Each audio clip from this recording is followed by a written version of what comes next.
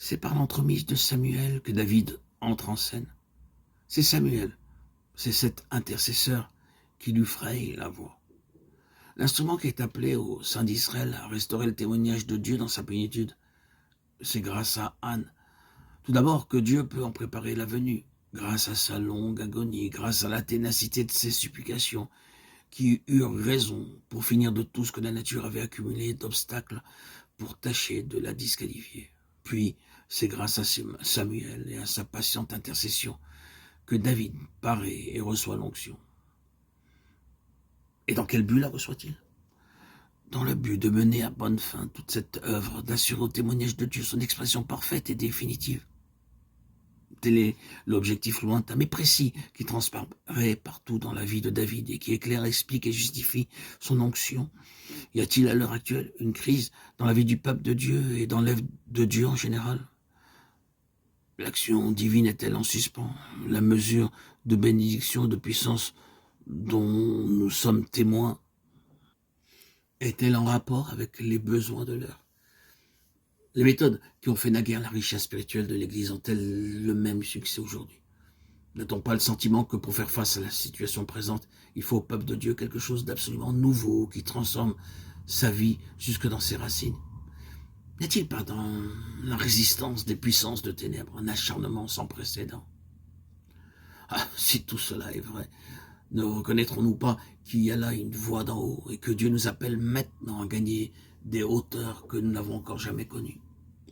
Nous avons vu dans notre précédent audio quelle était la raison d'être de l'onction dans le cas de David. Et pour nous, qu'en est-il? Est-ce pour être pasteur, missionnaire, évangéliste que nous recevons l'onction? Est-ce la fonction que l'Esprit a en vue? Peut-il faire de nous des unités détachées, indépendantes, ayant leur fin en elles-mêmes? Rien de tout cela.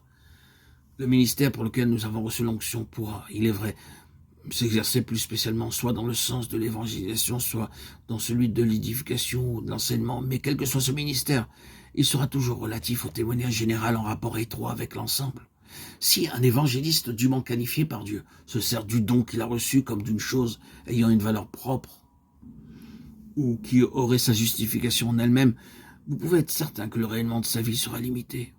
À un moment donné, il se produira un arrêt, et l'on ne tardera pas à constater qu'au point précis où le ministère s'est arrêté, quelque chose d'autre est intervenu. Et tous ceux qui ont des yeux pour voir diront « Quel dommage qu'un ministère comme celui-là n'ait pas pu donner son plein. Il semblait pourtant que Dieu avait quelque chose de plus en vue pour lui. » La manière dont on conçoit l'évangélisation aujourd'hui n'est certainement pas étrangère à ces tragédies-là. Quelle erreur de mettre les évangélistes comme dans un compartiment étanche, en marge de l'Église, sans que leur labeur soit repris et suivi par ceux qui ont pour mission de paître le troupeau et d'enseigner les fidèles pour le perfectionnement des saints. Or, ce qui est vrai de l'évangélisation quand on en fait quelque chose d'exclusif est vrai de toutes les autres manifestations de l'onction. C'est le témoignage dans son ensemble qui est en vue, et non les éléments séparés. L'onction est essentiellement essentiellement relative, dans ce sens qu'elle se rapporte à un tout, le témoignage de Jésus dans sa plénitude et dans son objectif suprême.